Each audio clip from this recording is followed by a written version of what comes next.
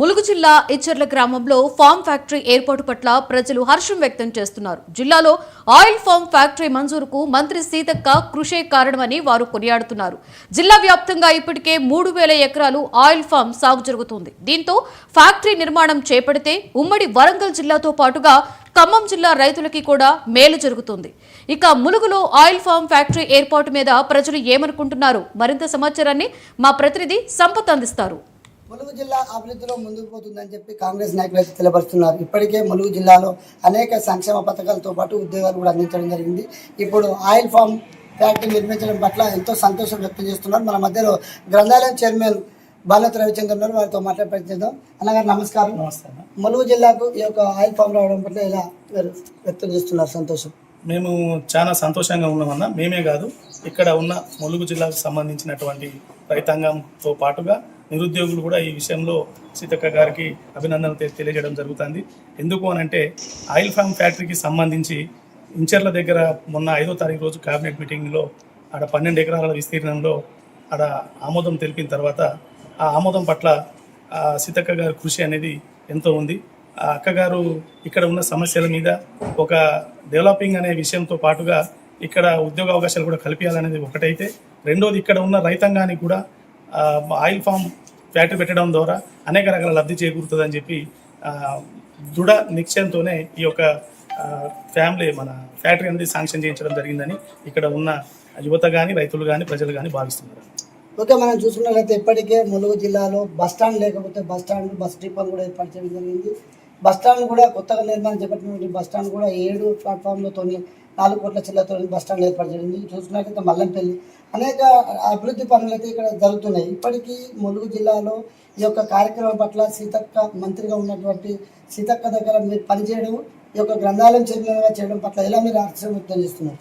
మేము చాలా సంతోషంగా ఉన్నామన్న.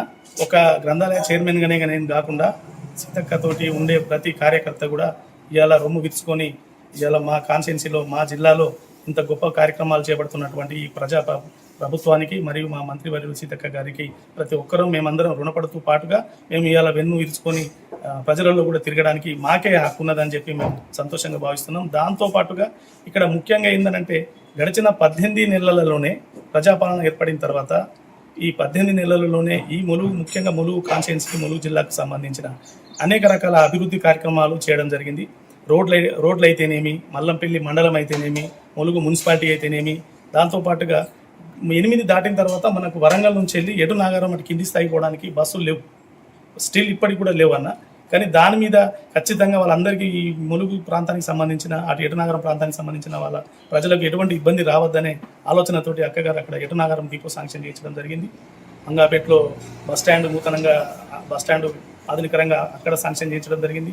బస్టాండ్ తోటి ముఖ్యంగా ములుగులో మోడల్ బస్టాండ్ కూడా సుమారుగా 4 కోట్ల రూపాయలతో శాంక్షన్ చేయించడం జరిగింది.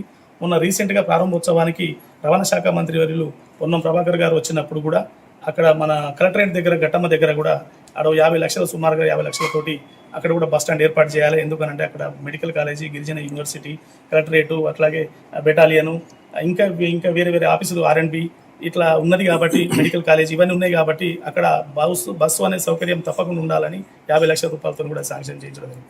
ఇవే కాదు, ములుగు మీద ప్రతి గడప, ప్రతి ఊరు, ప్రతి పల్లె అక్కకు ఎక్కడ ఏది ఉన్నదో మొత్తం తెలుసు కాబట్టి, ఏ గ్రామంలో ఏ సమస్య ఉన్నదో, ఏ గ్రామానికి ఏ రోడ్డు లేదో క్షుణ్ణంగా తెలుసు కాబట్టి ప్రతి గ్రామానికి ఇవాళ రోడ్ల జాతరే జరుగుతుంది. కానీ అప్పుడు ప్రోత్సాహం లేదు. ఇక వాళ్ళు ఎక్కడ అమ్ముకోవాలో వాళ్ళకు అర్థం కాకుండా మిగతా వాళ్ళు వేద్దాం అనుకున్న వాళ్ళు కూడా అక్కడ కొంచెం స్టక్ అయిపోయిండ్రు.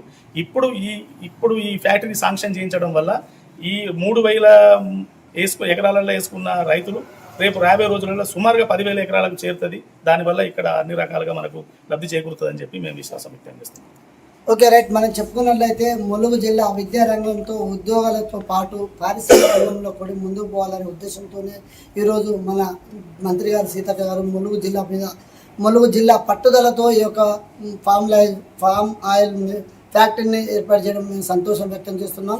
ఆ రైతులకు పండించినటువంటి పంటను కూడా ఇటు ములుగు, భూపాలపల్లి అటు చూసుకున్నట్లయితే మనుగోలు, ఇటు ఉమ్మడి వరంగల్ జిల్లాతో పాటు భద్రాచలం, ఖమ్మం ఈ ఏరియాలకు